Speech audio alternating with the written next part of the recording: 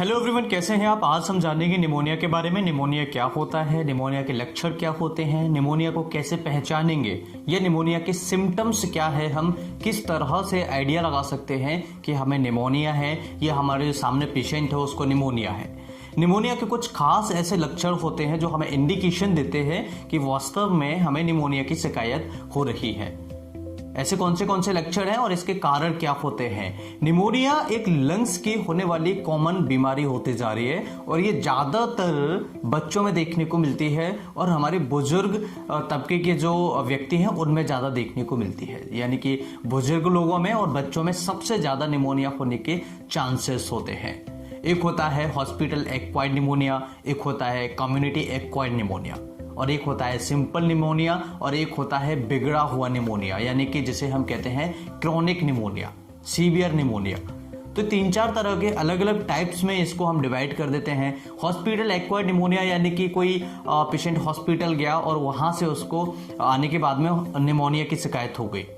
Community acquired pneumonia यानी कि किसी को निमोनिया है और उससे कांटेक्ट में अगर हम आते हैं तो उस व्यक्ति को भी निमोनिया हो जाएगा। इसे हम कम्युनिटी एक्वायर्ड निमोनिया कहते हैं। इसलिए कभी भी ज़्यादा किसी को गले नहीं लगाना चाहिए, कभी भी किसी को किसी से ज़्यादा हाथ नहीं मिलाना चाहिए, क्योंकि जो इन्फेक्शन ट्रांसमिशन होता है बहुत ज़्यादा इसी तरीके से स्प्रेड होता है। तो हमें ध्यान रखना चाहिए, अगर सामने वाले को जुकाम खांसी हो रहा है तो ऐसी कंडीशन में उसके गले न लगें और उससे हाथ न मिलाएं, क्योंकि कभी ना कभी उसने दिन में 1 या 2 बार भी हाथ उसने अगर नोज से लगाया होगा तो उसको इन्फेक्शन हाथ में आया और आप उस हाथ को उससे मिलाएंगे अपने हाथ को तो आपको भी इन्फेक्शन होने के चांसेस बढ़ जाते हैं। तो ऐसी कंडीशन में हॉस्पिटल एक्वायर्ड निमोनिया और कम्युनिटी एक्वायर्ड निमोनिया से आपको बचना चाहिए। अब बात करते हैं जो इन्फेक्शन की वजह से निमोनिया होता है, जैसे कि वायरल इन्फेक्शन है, वायरल फ्लू इन्फेक्शन है, बैक्टीरियल इन्फेक्शन है, इसके अलावा फंगल इन्फेक्शन है। इसकी वजह से भी कई बार निमोनिया होने के चांसेस होते हैं।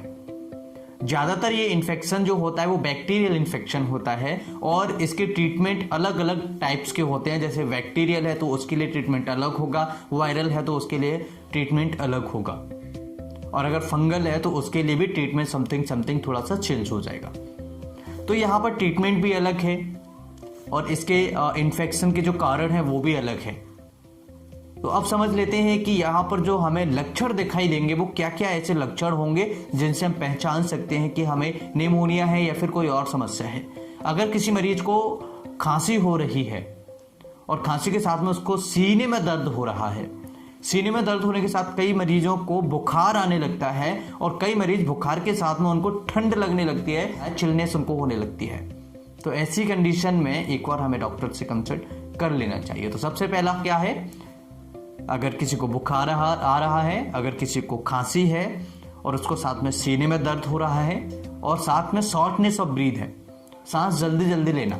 कई बार आपने देखा होगा बच्चों में कई डॉक्टर्स बोलते हैं या हमारे आसपास के जो बुजुर्ग लोग होते हैं वो कहते हैं इसकी पसलियां चल रही हैं। पसलियां चलने का मतलब वो सांस जल्दी जल्दी ले रहा है बच्चा। उसके जो मूवमेंट्स होते हैं वो हमें दिखाई देने लगते हैं।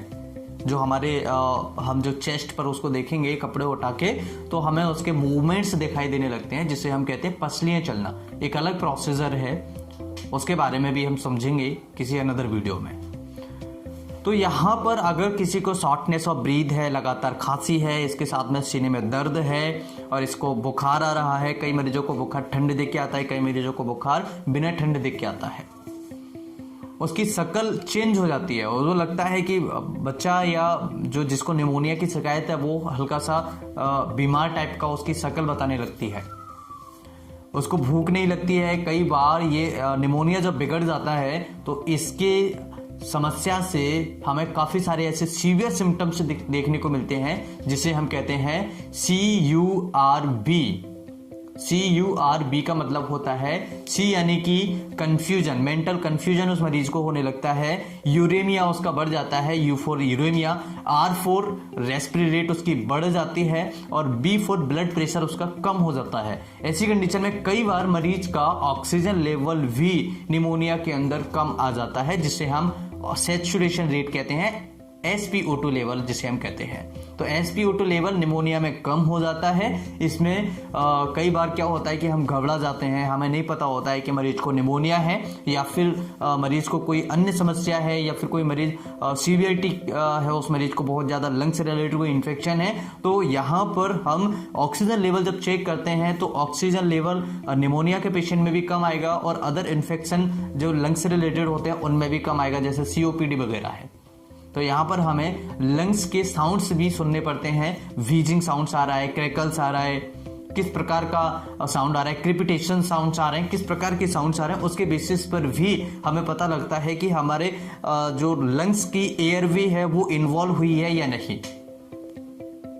तो यहाँ पर कुछ काफ़ी सारे ऐसे कन्फ्यूजन्स होते हैं मरीजों के साथ में, काफ़ी सारे ऐसे दिक्कतें होती हैं कि पेशेंट ट्रीट नहीं हो पाता प्रॉपर तरीके से, और निमोनिया जब बिगड़ जाता है तो उस मरीज को ऑक्सीजन की ज़रूरत पड़ सकती है, वेंटिलेटर की ज़रूरत पड़ सकती है, अगर ये निमोनिया को सही तरीके से दो वीक्स में ठीक नहीं किया जाए। यानी कि 2 वीक्स में अगर हम अंदर इसको मेडिसिन नहीं लेते हैं और सीवियरिटी इसकी बढ़ती जाए, बीमारी अगर बढ़ती जाए, तो काफ़ी सारे कॉम्प्लिकेशंस भी ये बना लेता है।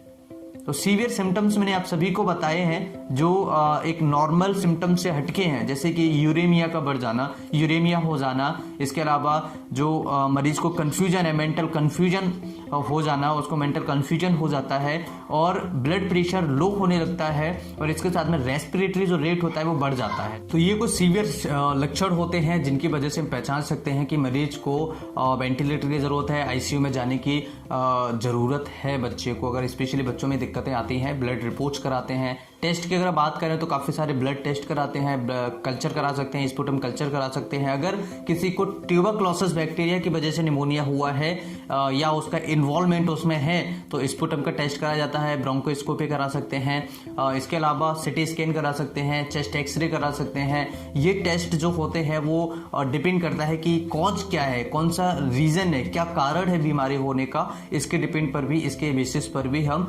ब्लड टेस्ट करा सकते हैं। इसके अलावा अगर बात करें ट्रीटमेंट के बारे में, तो ट्रीटमेंट में बचाव प्रिवेंशन में 2 वैक्सीनेशंस चल रहे हैं जो काफ़ी टाइम से प्रोग्राम चल रहे थे, और वैक्सीनेशन में इन्फ्लुएंजा जो वायरस होता है उसके लिए साल में एक बार एक वैक्सीन लगता है, और जो न्यूमोकोकल इन्फेक्शन होता है उसके लिए आपका 5 साल में एक वैक्सीन लगता है। और अगर प्रॉपर ट्रीटमेंट अगर किसी को हो जाए, ये तो हुआ प्रिवेंशन की बात, लेकिन किसी को अगर निमोनिया हो जाता है तो ऐसी सिचुएशन में आपको ओरल मेडिसिन, एंटीबायोटिक्स जैसी दवाइयाँ दी जा सकती हैं। इसके अलावा आपको IV फ्लूइड के साथ में एंटीबायोटिक्स दवाइयां दी जा सकती हैं, और ये डिपेंड करेगा कि आपको कौन सा निमोनिया है, वायरस की वजह से हुआ है, वायरल फ्लू की वजह से हुआ है, बैक्टीरिया की वजह से हुआ है, फंगस की वजह से हुआ है। तो ये अलग अलग प्रकार के इन्फेक्शंस में अलग अलग प्रकार की दवाइयां थोड़ी बहुत चेंज हो जाती हैं। सो आज के इस वीडियो में निमोनिया के बारे में मुझे लगता है आप सभी ने सब कुछ सीख लिया होगा। वीडियो अगर अच्छा लगे तो लाइक, शेयर एंड सब्सक्राइब करें। कुछ पूछना चाहे तो कमेंट करें। अगर आप हमारे नए ब्लॉग पर नहीं गए हैं, डॉक्टर लोकेंद्र ब्लॉग पर अगर आपने विजिट नहीं किया है, वहां पर भी आपको काफ़ी सारे लेक्चर्स, मेडिकल रिलेटेड वीडियोज़ और लेक्चर्स से रिलेटेड वीडियोज़, गले की संबंधित बीमारियों से रिलेटेड वीडियोज़ आपको वहां पर आपको मिल जाएगी। वहां सब्सक्राइब करें। वीडियो की लिंक मैंने आपको डिस्क्रिप्शन में दी है। मैं फिर मिलता हूँ इसी तरीके से नहीं वीडियो, तब तक के लिए नमस्कार। Thank you for watching.